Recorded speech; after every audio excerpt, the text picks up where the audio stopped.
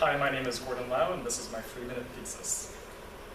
So believe it or not, salamanders are really important to the environment, and why is this? Salamanders serve to control insect pest populations to a minimum. They themselves serve as really important food sources for other predators. Salamanders help regulate the carbon cycle, and additionally, they serve as biological indicators of water quality. Without salamanders, the health of our ecosystem is at risk. That said, in recent decades, salamander populations have declined dramatically, and this is due in no small part to infection by a fungus called Trichocitrin dendropatitis, or BD for short. How BD works is it infects the skin of amphibians and salamanders, hardens their skin, and in many cases, these organisms will die off.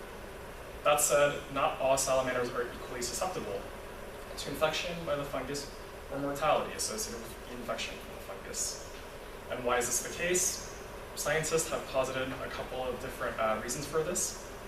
One of them is environmental factors.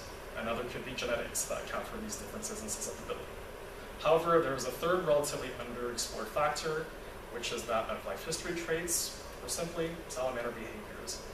Since the fungus transmits through two primary forms, skin-skin contact between two individual salamanders, or through contact with infected bodies of water, I believe that salamander behaviors that increase the rate of both, such as complex mating behaviors, as well as an increased affinity for an aquatic life stage, should serve to increase their susceptibility to contracting infection by BD. In order to do my research, I will be compiling different behavioral trait data sets from different scientific articles.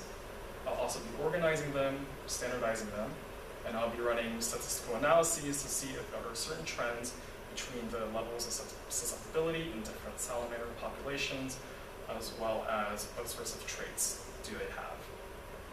Ultimately, if we can figure out which salamanders are more at risk to contracting infection by BD as based on their traits, that means that we have a framework with which to give conservationists to work with, and they can better predict which species are more at risk to go extinct, and they can better allocate the resources to save salamanders and ultimately the environment.